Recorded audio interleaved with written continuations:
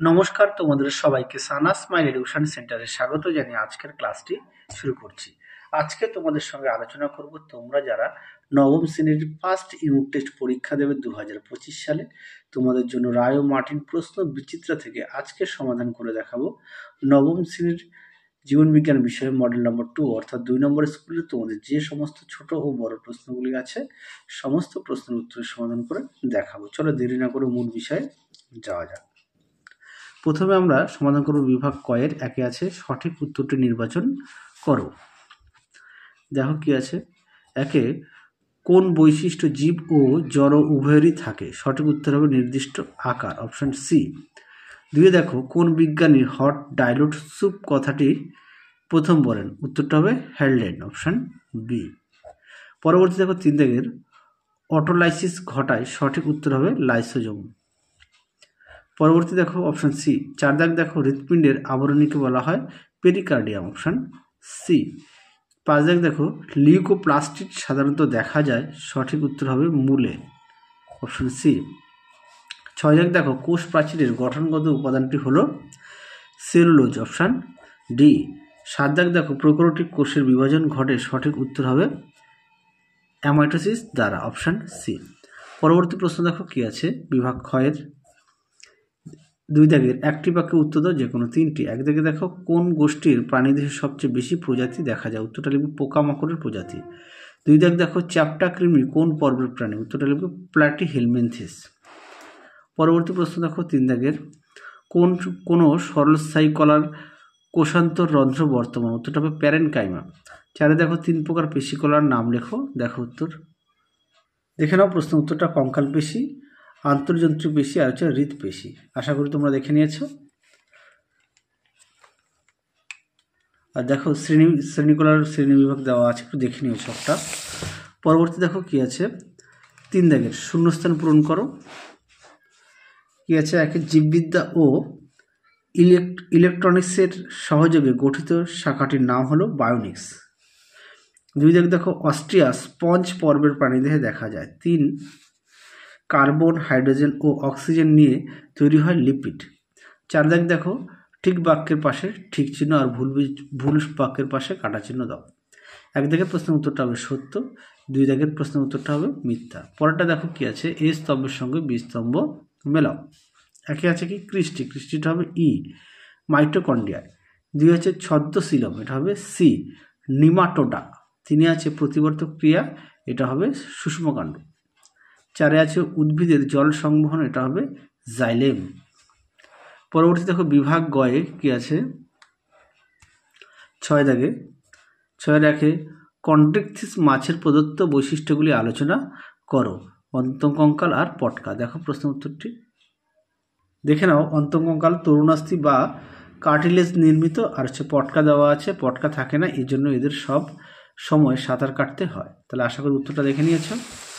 পরবর্তী দেখো কি আছে 2 দাগের শৈবালের প্রধান দুটি শনাক্তকারী বৈশিষ্ট্য লেখো। দেখো প্রশ্নের উত্তর দেখে নাও, এখানে অনেকগুলো পয়েন্ট দিয়ে উত্তর দেওয়া আছে, তোমরা একটু দেখে নাও। তোমরা সুন্দর করে পয়েন্ট দিয়ে লিখবে, যে কোনো 2টি বলেছে, একটা বেশি লিখবে। দেখে নাও, সুন্দর করে পয়েন্ট দিয়ে লিখবে, তাহলে নাম্বারটা ভালো পাবে।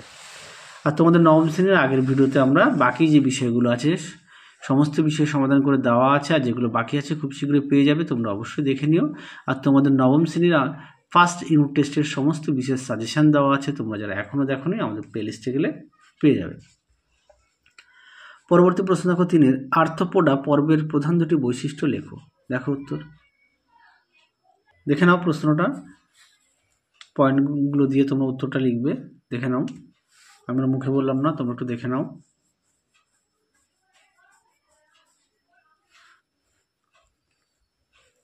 চলো পরবর্তী প্রশ্ন দেখো 4 সেন্ট্রোজোমের দুটি কাজ লেখো। দেখো উত্তর দেখে নাও, সেন্ট্রোজোমের কাজ দেখে নাও। একে হচ্ছে কোষ বিভাজনের সময় সেন্ট্রোজোম বেমতন্তু গঠন করে ক্রোমোজোমের মেরু অভিমুখী চলতে সাহায্য করে। 2 আছে শুক্রাণুর গুচ্ছ গঠনে সাহায্য করে। 3 আছে সেন্ট্রোজোম সিলিয়া ও ফ্লাজেলা উৎপাদনে গুরুত্বপূর্ণ ভূমিকা পালন করে। 4 আছে অনুনালিকা গঠন করে। তাহলে উত্তরটা এই পর্যন্ত লিখবে, 4টি পয়েন্ট। পরবর্তী দেখো কি আছে, পরবর্তী 5 দেখো প্রোক্যারিওটিক ও ইউক্যারিওটিক কোষের মধ্যে প্রদত্ত বিষয় পার্থক্য লেখো। নিউক্লিয়াস আর রাইবোজোম। দেখো উত্তর দেখে নাও, নিউক্লিয়াস আর রাইবোজোম দেখে নাও। তোমরা সুন্দর করে পয়েন্ট দিয়ে লিখবে। প্রতিটা প্রশ্নের পাশে পেজ নাম্বার দেওয়া আছে, তোমাদের সুবিধার্থে তোমরা একটু দেখে নিও, আমি আর মুখে বললাম না, দেখে নাও। যদি ভালো লাগে ভিডিওটি অবশ্যই লাইক ও শেয়ার করো তোমাদের বন্ধুদের কাছে, তাহলে তারাও খুবই উপকৃত পাবে। 6 দেখো অগ্ন্যাশয়কে মিশ্র গ্রন্থি বলা হয় কেন। দেখো উত্তর দেখে নাও। প্রশ্নের উত্তরটি অগ্ন্যাশয়কে মিশ্র গ্রন্থি বলা হয় কেন, এখান থেকে এই পর্যন্ত উত্তরটা লিখবে, দেখে নাও। চলো পরবর্তী প্রশ্ন দেখো। 7 অপরিহার্য অ্যামাইনো অ্যাসিড কাকে বলে, উদাহরণ দাও। এই প্রশ্নটাও খুব গুরুত্বপূর্ণ, অনেক মডেল সেটে দেওয়া আছে, একটু দেখে নিও, দেখে নাও। অপরিহার্য অ্যামিনো অ্যাসিড কাকে বলে, উদাহরণ দাও। অবশ্যই উদাহরণগুলো দেবে, প্রোলিন, অ্যালানিন, গ্লুটামিক অ্যাসিড, দেখে নাও। এখান থেকে এই পর্যন্ত উত্তরটা লিখবে, অবশ্যই উদাহরণগুলো দেবে। যাদের বই আছে অবশ্যই বই থেকে পড়ো, যাদের বই নেই তোমরা একটু খাতায় লিখে নিয়ে পড়ো। পরবর্তী প্রশ্ন দেখো 8 আচ্ছা এতক্ষণ যে দেখাচ্ছিলাম প্রশ্ন মান হচ্ছে 2, হ্যাঁ আমি বলতে হয়তো ভুলে গেছি, তোমরা একটু দেখে নাও।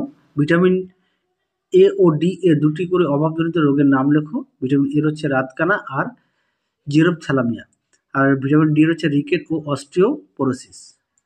পরবর্তী প্রশ্ন দেখো কি আছে, বিভাগ ঘয়ের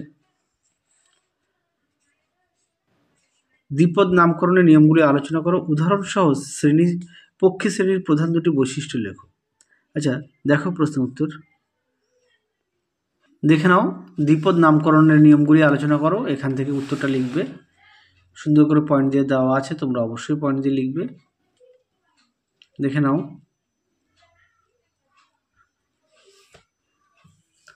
চলো পরবর্তী প্রশ্ন দেখো কি আছে। পরবর্তী ছিল উদাহরণ সহ পক্ষী শ্রেণীর প্রধান দুটি বৈশিষ্ট্য, দেখে নাও, দেখে নাও। এখানে বেশ কিছু পয়েন্ট দেওয়া আছে, তোমরাও পয়েন্ট দিয়ে লিখবে, আমি মুখে বললাম না, একটু দেখে নাও। পরবর্তী প্রশ্ন দেখো কি আছে,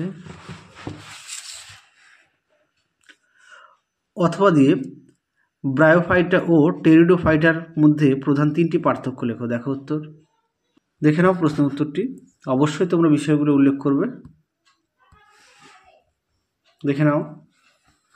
চলো পরবর্তী প্রশ্ন দেওয়া আছে, পরবর্তী ছিল ধান ও বাঘের বিজ্ঞানসম্মত নাম লেখো।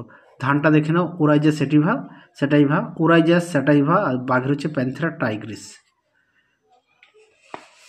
পরবর্তী দেখো 2 একটি ইউক্যারিওটিক কোষের নিউক্লিয়াসের চিত্র অঙ্কন করে উল্লেখিত 4টি অংশ চিহ্নিত করো। দেখো প্রশ্ন উত্তর দেখে নাও, এখান থেকে তোমরা লিখবে, তোমাদের পাঠ্য বই আছে, পাঠ্য বই থেকেও দেখে নিতে পারো। পরবর্তী দেখো ক্লোরোপ্লাস্টের চিত্র অঙ্কন করে যে কোনো 4টি অংশ চিহ্নিত করো। শেষ প্রশ্ন। আরও একবার বলি, তোমাদের আগের ভিডিওতে নবম শ্রেণীর সমস্ত বিষয়ে ফার্স্ট ইউনিট টেস্টের সাজেশন দেওয়া আছে, তোমরা যারা এখনও দেখোনি আমাদের প্লে লিস্টে গেলে পেয়ে যাবে। দেখে নাও প্রশ্নের উত্তরটি, সুন্দর করে নাম দেওয়া আছে, স্ট্রোমা, ল্যামেলি, বহিঃপর্দা, অন্তঃপর্দা, দেখে নাও।